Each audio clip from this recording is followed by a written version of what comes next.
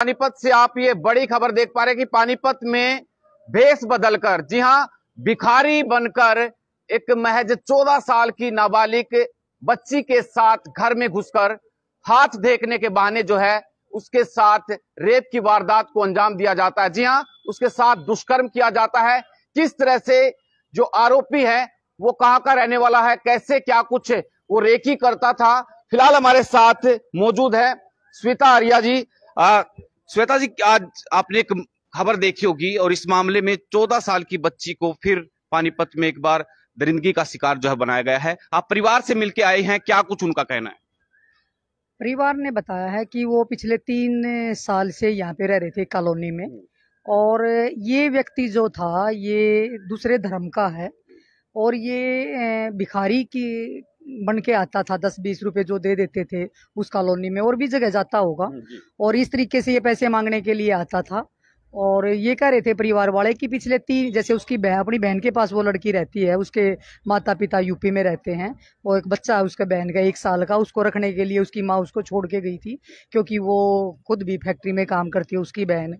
और वो आता था तो उसको हर चीज का पता था। जिस कॉलोनी में, मैं नाम नहीं लूंगी, जिस कॉलोनी में वो रहती थी वहां पे कमरे बने हुए हैं, जैसे 8 एक तरफ 8 एक तरफ, और ऐसे 3 मंजिल की वो कॉलोनी है, जिसकी भी वो पर्सनल कॉलोनी जिसने बना रखी है, मकान किराए पर दे रखे हैं।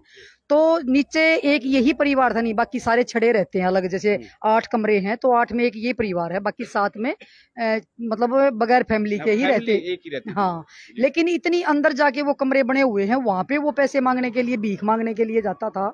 और ये मतलब थोड़ा संदेह है कि भाई ये जानबूझ के, मतलब उस व्यक्ति द्वारा ये सोची समझी साजिश के तहत ही ये चीज, इसका मतलब ये शिकार जो है लड़कियों को बनाता है। और मैं तो जब बच्ची से मिली और मैंने देखा कि वहां पे गेट भी बना हुआ, कि गेट के अंदर वो बंद था या खुला था, वो कैसे चला जाता है। और वो कह रहे हैं कि सुबह आता था वो 8-9 बजे पहले, और कहता था कि उसके पास कोई फोन नहीं, इस तरीके से किसी का बात भी करता था तो किसी का फोन मांग के करता था। तो वो सारी चालाकियां थी उसकी। और उसके बाद जब वो उस बच्ची से पूछा, 11 बजे जैसे आया, वो लड़की अकेली थी, या तो उसको पता था पहले भी कि भी उसका जीजा जो है वो अपने गांव में गया हुआ, उसकी बहन जो है वो फैक्ट्री में काम करने के लिए गई है। घर पे अकेली? हाँ, लड़की बच्ची वो अकेली थी। वो मतलब 14 साल की बता रहे, लेकिन मेरे को लगती नहीं वो 14 साल की है, क्योंकि जो उसका आधार कार्ड है वो तो, हालांकि आधार कार्ड के हिसाब से तो वो 9 साल की है, बाकी वैसे वो बता रहे हैं कि होगी 12-13 साल की, लेकिन वो लगती नहीं 14 साल की। वो किस तरीके से उन्होंने 14 की लिखवाया है वो मुझे नहीं लगता, लेकिन बच्ची की वो देख के लग रहा है कि वो बच्ची की उम्र मेरे को तो 14 से भी कम ही लग रही है। और बच्ची का को जैसे बोला कि तेरा जीजा कहाँ है, उसने कहा वो गाँव में गया है, उसकी तबीयत खराब है। बहन कहाँ है, वो फैक्ट्री में काम करने के लिए गई है। तो उसके जो तखत है उसके ऊपर बैठ गया और बैठ के कहने लगा कि भाई मैं तेरा हाथ देखता हूँ। और वो लड़की ने मना किया तो, लेकिन उसको पता नहीं क्या किया, उसका हाथ देखने के बहाने उस लड़की के साथ फिर उसके बाद दुष्कर्म किया। बच्चा भी जो है सो रहा था, उसका जो छोटा सा भांजा था, हाँ, वो रोया है। फिर वो उसके बाद वो वहां से चला गया, भाग गया, लड़की को डरा के कि भाई अगर किसी को बताओ तो मैं मार दूंगा, इस तरीके से। और लड़की डर गई थी, उसने को कहा कि किसी को बताए नहीं की, तो डरती ने उसने बोल दिया नहीं बताऊंगी। लेकिन शाम को 7 बजे जब उसकी बहन आई तो उसने उसके को सारी बातें बताई। उसके बाद उन्होंने 112 की पुलिस बुलाई। 112 पुलिस बुलाने के बाद फिर पुलिस उनको लेके गई है मौके पे। पहले वहां लेके गई, मतलब उस थाने में, और थाने के बाद फिर उसकी पहचान करने के लिए किसी दरगाह में भी लेके गई है पुलिस वाले, कि भी उसकी पहचान हो जाए, कि भी कोई अभी पहचान ले सकते हैं, लेकिन उसका नाम वगैरह किसी को नहीं पता था कि उसका नाम क्या है। सिर्फ ये था कि भाई, लेकिन आप एक चीज देखो संदीप जी, 24 साल की उम्र, जैसे 24-25 साल का उसको बता रहे हैं, इस उम्र में कमाने की बजाय वो भीख मांग के और इस तरीके से 10-20 रुपए मांग के, और इस तरीके से वो ये काम है। वो मौलवी भी नहीं कह सकते हम उसको कि वो सोचे कि वो मौलवी था, नहीं, ऐसा भी नहीं। वो अगर मौलवी भी होता था किसी दरगाह में या किसी वहां पे बैठा मिलता, तो वो इस तरीके से उसका क्या था, 3 बच्चे उसको बता रहे हैं, 3 बच्चों का पिता है। मैं इसके लिए सबसे पहले तो आपके चैनल के माध्यम से पुलिस एसपी साहब का धन्यवाद करती हूँ, जिन्होंने तत्परता दिखाई और इस केस को बड़ी गंभीरता से लिया, क्योंकि ये बिल्कुल ब्लाइंड केस था। नहीं उनको उसके नाम का किसी को पता था, न उसके गांव का किसी को पता था, न किसी को ये पता था कि उसके पास कोई फोन भी नहीं है, और कुछ भी नहीं पता था। ये बच्ची तो अभी आई थी, अनजान ही थी, इसको तो ये पता ही नहीं था कि वो था कौन। और मतलब एक ब्लाइंड केस जो है वो तो सीसीटीवी फुटेज के माध्यम से, जैसे आपने भी मीडिया में देखा, मैंने भी देखा सीसीटीवी फुटेज, और उसके माध्यम से पुलिस उसके घर तक कैसे पहुंची, क्योंकि जहां से उसको उठाया गया है, मैं नाम भी वो मैं नहीं लूंगी क्योंकि पुलिस अपने आप बताए तो अलग बात है, मैं क्यों सार्वजनिक करूं। और पुलिस क्योंकि कुछ जगह ऐसा भी एरिया आया रोड पे जहाँ पे सीसीटीवी फुटेज का संपर्क जो है वो खत्म हो चुका था। हाँ, क्योंकि जिस रास्ते से अगर आप जीटी रोड पे जाओगे तो हो सकता है कैमरे हो जाए, अगर आप बाहर कहीं जाओगे तो वहां पे संपर्क खत्म हो जाता है, मतलब कैमरों का। लेकिन फिर भी मतलब एक ब्लाइंड जो मामला मैं इसको बताऊंगी कि पुलिस ने बड़ी उससे कड़ियां जोड़ी, या मतलब जिस तरीके से उसकी बाइक आई, बाइक का एक एक पॉइंट मतलब देखा है, जो कि सीसीटीवी फुटेज में, तो मैंने भी खुद सीसीटीवी फुटेज चेक करी, उसमें पूरा नहीं आ रहा वो। अच्छा, एक श्वेता जी मैं पूछना चाहूंगा कि बच्ची ने बताया होगा कि वो अक्सर आता था कॉलोनी के अंदर, क्या टोपी पहन के आता था या फिर एक बाबा का भेष रहता था? नहीं नहीं, वो भेष वही अपना जो उनके धर्म का भेष है वही उसी में भेष में आता था।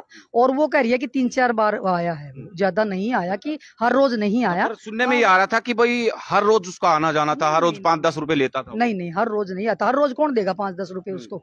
वो कभी कभी आता था, जैसे महीने में 1 बार आ गया, 2 बार आ गया, ऐसे आता था वो। लेकिन उसका क्या था कि मेरे को ये भी सुनने में आया, वो मैं इसके लिए अधिकारियों से मिलूंगी, ये भी सुनने में आया है कि उस जगह पे कोई शायद उनके धर्म के भी कोई बच्चे वहां पे रहते थे, शायद वो उनके पास आता हो।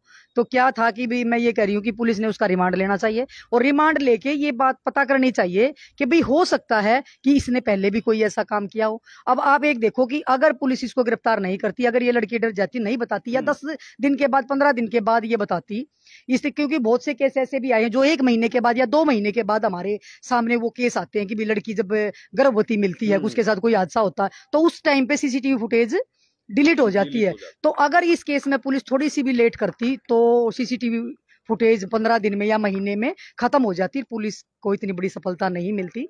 तो इसके लिए मैं साधुवाद देती हूँ पुलिस को। और इस तरीके से मैं ये कहती हूँ कि इसका वो रिमांड लेकर उसमें ये पता करना चाहिए कि क्या इसने पहले भी ऐसा कुछ किया है।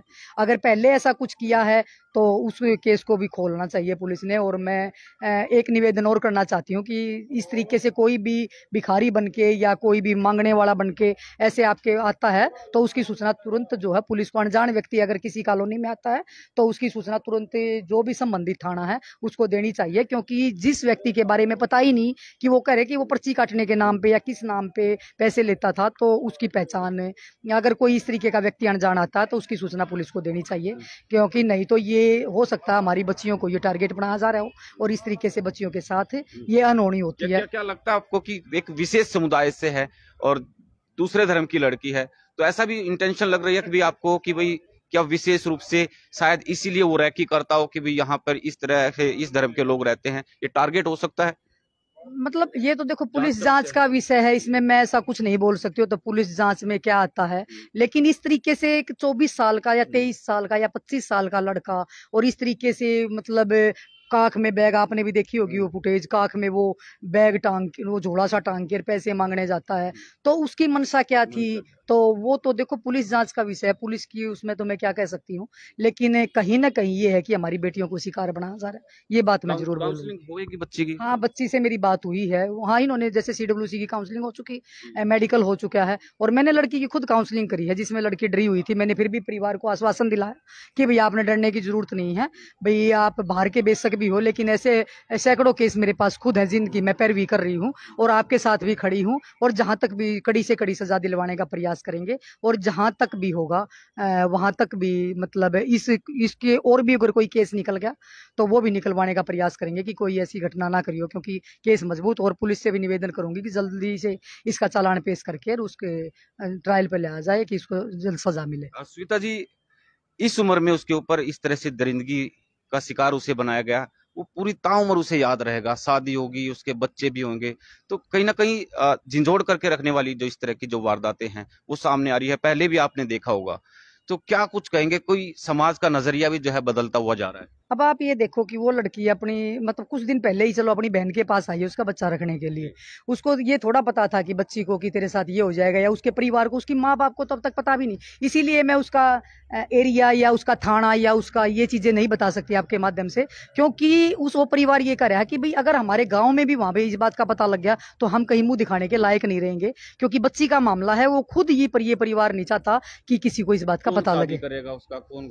मतलब वही तो ना कि क्योंकि वो इसीलिए इसीलिए परिवार सामने भी नहीं आना चाहता कि भाई किसी को पता लग जाए। तो जैसे उसके जीजा से भी मेरी फ़ोन पे बात हुई काफ़ी देर, उसने भी यही कहा कि कड़ी से कड़ी सज़ा दिलवाएंगे। और मैडम हमारी आप हमारी मदद करना, और क्योंकि वो यहाँ पे है नहीं, उसकी तबीयत ख़राब है और वो वहीं पे अपने गाँव गया हुआ है।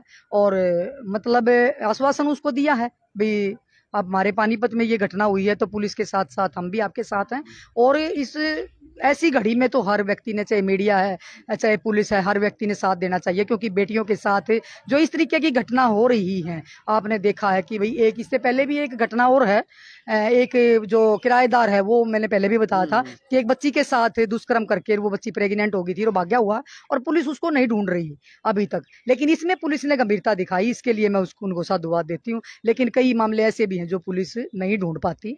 और अगर इसका ये है कि ये ब्लाइंड था, बिल्कुल ये मामला, इसको मैं ये कहती हूँ ये ब्लाइंड था जो ये ढूंढा, इसके लिए मैं साधुवाद बिल्कुल बिल्कुल। एक आखिरी सवाल लूंगा कि अब आप सचिवालय पहुंचे हैं, किन से मिलेंगे, किन से बातचीत करने के लिए आप यहाँ पे आए? मैं अधिकारियों से मिलूंगी और इसके लिए यही है कि भाई उसका रिमांड लिया जाए और उसमें ये देखा जाए कि क्या इससे पहले भी कुछ ऐसा किया है। और आप ये देखो कि वो मतलब खुद 3 बच्चों का पिता है और उसके बाद उसने बच्ची के साथ ये चीज की है।